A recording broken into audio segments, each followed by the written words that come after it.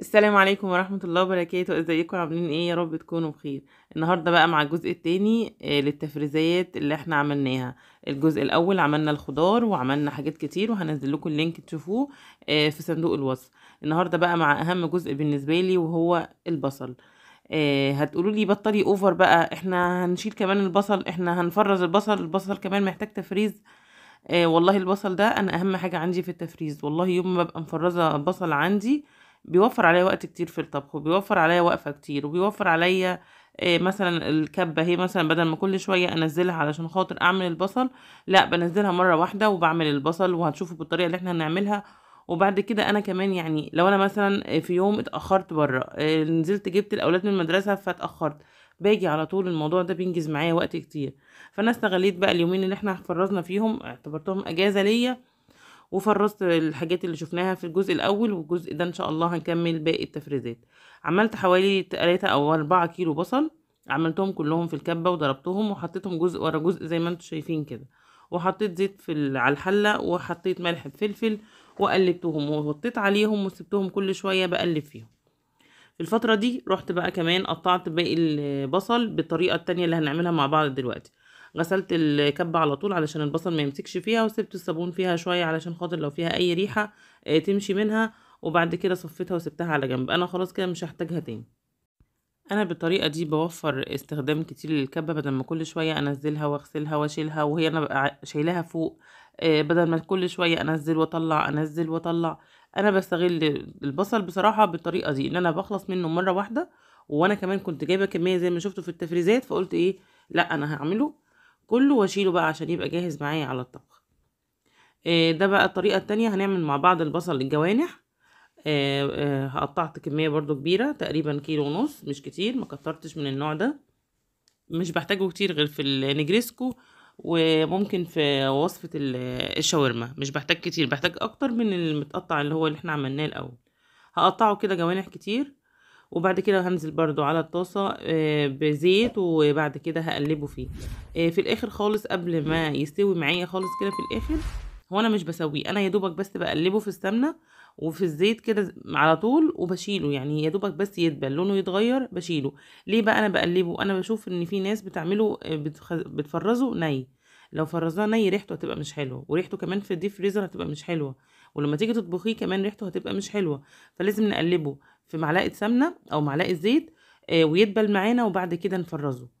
انا بعمله دايما بالطريقه دي، ومن سنين انا على طول بعمل كده، وبصراحه عمري ما يعني لا ريحته وحشه ولا في الطبيخ مثلا طعمه اختلف خالص، ما بيبانش خالص ان هو متفرز ولا اي حاجه، ما فيهوش اي فرق. ودلوقتي النهارده هنطبخ مع بعض حاجه بالبصل ده، وهتشوفوا شكله عامل ازاي، مفيش اي اختلاف فيه. ده بقى البصل اللي هو الجوانح، عملته تقليبتين كده، ويدوبك اول ما دبل معايا وحسيت ان هو اصفر، قفلت عليه وسبته يهدى على النار.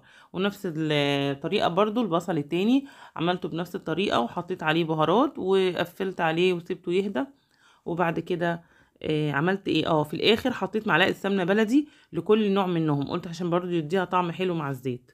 حطيت معلقة سمنة بلدي لكل نوع، وقفلت عليه وسبته يهدى خالص، ولما يهدى ويبرد خالص هنحطه مع بعض في اكياس ونشيله في الفريزر. هنا كان بيرد خالص، جبت بقى الكيس بتاعت التلاجة وابتديت ان انا احطهم كده وابططهم والفهم بنفس الطريقه اللي انا بعمل بيها اي حاجه، وهنحطهم مع بعض في فريزر التلاجة الاول، ولما يجمد هندخله الديب فريزر. سواء موظفه او مش موظفه جربي الطريقه دي وهتلاقيها وفرت معاكي وقت كتير، هيفيدك لبيتك ولاولادك، بدل ما تاخدي اليوم كله في المطبخ علشان خاطر تعملي اي وصفه. احنا بنتعب يومين 3 4 يا ستي، اي مكان هياخد معاكي التفريزات كام يوم، بس هترتاحي بعد كده فتره طويله. بعد كده انا هحطهم في كيس زي ما انتم شايفين، وهحطهم في الفريزر. بعد كده انا كنت جايبه، لو كنتوا فاكرين في الفيديو اللي فات بتاع التفريزات، كنت جايبه فلفل وكنت جايبه كوسه. كنت المفروض ان انا هعمل محشي، بس بصراحه غيرت رايي، قلت لا خليني دلوقتي اركز في التفريزات وفي باقي تنظيفات رمضان، وخلي المحشي ده بعدين لما نروق كده خالص. فدلوقتي انا هعمل ايه بالكوسه؟ الكوسه بقى من اصعب الحاجات اللي ممكن تتفرز. جربتها قبل كده بكذا طريقه، لو في شوربه خضار، لو جربتها لوحدها. بصراحة كل الطرق ما عجبتنيش خالص. الحاجة الوحيدة اللي نفعت ان انا ممكن اعملها كوسة بالبشاميل، وان انا اقلبها في معلقة سمنة بشوية بصل واشيلهم في الفريزر. بس انا بصراحة ما كنتش عايزة اعمل كوسة بالبشاميل، فقلت انا هطبخهم بقى خلاص النهاردة، والكمية دي كانت كتير علينا. فالطريقة اللي انا الوحيدة اللي جربتها وبتنفع معايا في تفريز الكوسة الطريقة اللي انا هوريها لكم دلوقتي. هي دي الوحيدة اللي الكوسة بتطلع زيها كأنك لسه عاملاها دلوقتي، لكن اي طريقة تانية لقيت انها بتجلد بصراحة، وبتبقى في شوربة الخضار باينة انها مجلدة وباينة انها متفرزة. فالكوسة من اصعب الحاجات اللي ممكن افرزها. يعني انا عملت ده النهاردة عشان انا اضطريت ان انا اعمل كده، لان انا الكوسة لو قعدت اكتر من كده هتبوظ ومش هعرف استغلها. فقلت خلاص انا هطبخ جزء منها والجزء التاني هشيله بنفس الطريقة اللي انا هوريها لكم دلوقتي. بشرتها وغسلتها بعد كده وقطعتها تقطيع كبير. تقطيع الكوسة او البطاطس لما نيجي نعملهم تبقى الواحدة عريضة كده واحنا بنشتغل. هوريها لك دلوقتي تبقى عاملة ازاي، ما ترفعيهاش، هتبقى العرض بتاعها كده عريض. لو رفعتيها هتتهري معاكي وانتي بتقلبيها، مش هتبقى معاكي كويس. فقطعتها كده تقطيع كبير، وجبت الحلة وحطيت معلقة سمنة، وحطيت عليها البصل اللي احنا فرزناه. قلبته شوية، وبعد كده جبت كيسين طماطم من الطماطم اللي احنا مفرزينها. طلعتها وعملتهم. عملت كيسين طماطم علشان انا عاملة الطبخة على قد كيس واحد، يعني كيس واحد على قد طبخة، مو عشان الكوسة الحجم ده كتير على الطبخة اللي انا بعملها، فهحط كيسين طماطم. هسيبهم مع بعض يتسبكوا، هحط ملح وفلفل وهوطي عليهم واسيبهم مع بعض لحد ما الطماطم تفك خالص. نزلت الكوسة عليها وقلبتهم، ويا دوبك الطماطم يا دوبك على قد الكوسة. فغطيتها وسبتها حوالي ربع ساعة او اقل كمان، وبعد كده قمت قافلة عليها النار وسبتها تهدى شوية.